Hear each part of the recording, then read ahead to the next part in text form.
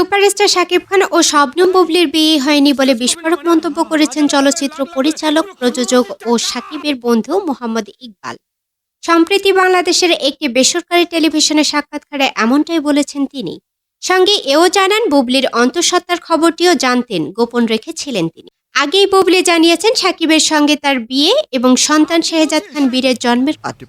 এবার দুজনের সম্পর্ক নিয়ে নতুন দাবি করলেন শাকিবের বন্ধু এবং প্রযোজক মোহাম্মদ ইকবাল।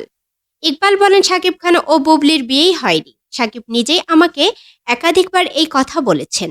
তবে বুবলি বলেছেন তাদের কাবিন হয়েছে। আমি বুবলিকে বলেছি, কাবিন হলে তোমাদের কাবিননামা দেখাও। সে কাবিননামা দেখাতে পারেনি।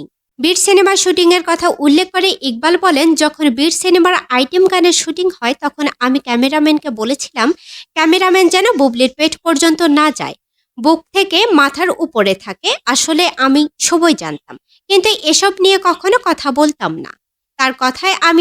তার কথায় সাকিব যখন আমাকে বুবলির বিষয়টা জানায় তখন আমি তাকে বলি, তুমি কাজটি ঠিক করনি, আমি সঠিক ছিলাম। যখন সাকিব এমন কিছু করত তাহলে তাকে আজ এমন পরিস্থিতির মধ্যে পড়তে হতো না।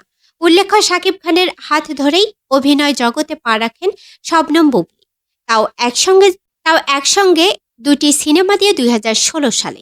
এরপর সাকিবের সঙ্গে জুটিতে কাজ করে শুটার, রংবাজ, অহংকার, চিটাইঙ্গা পোয়া, নোয়াখাইলা মাইয়া, সুপার হিরো, ক্যাপ্টেন খান, পাসওয়ার্ড সহ 12টি সিনেমায়। 2019 সালে বীর সিনেমার শুটিং শুরু করেন সাকিব। ওই সময় কথা রটে অন্তঃসত্ত্বা বুবলি, আর বিয়ের কুঞ্জনে আসে সাকিব খানের নাম। কড়া নিরাপত্তার মধ্য দিয়ে শেষ হয় বীর শুটিং। এরপরে আড়ালে চলে যান বুবলি। 2022 সালে 30 সেপ্টেম্বর বিয়ের খবর প্রকাশ্যে আনেন বুবলি।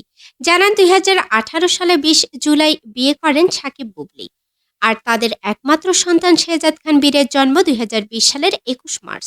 গোপনে এই বিয়ে করলেও বুবলির ওই দাবির পরে সেই কথাকে মান্যতা দেন সাকিব। তারপরে দুজনের মধ্যে সম্পর্ক খারাপ হতে শুরু করে। সাকিব খান জানান, তাদের মধ্যে এখন আর কোনো সম্পর্ক নেই। যদিও বুবলি দাবি করেন এখনও তাদের বিচ্ছেদ হয়নি, তবে তারা আলাদা থাকছেন।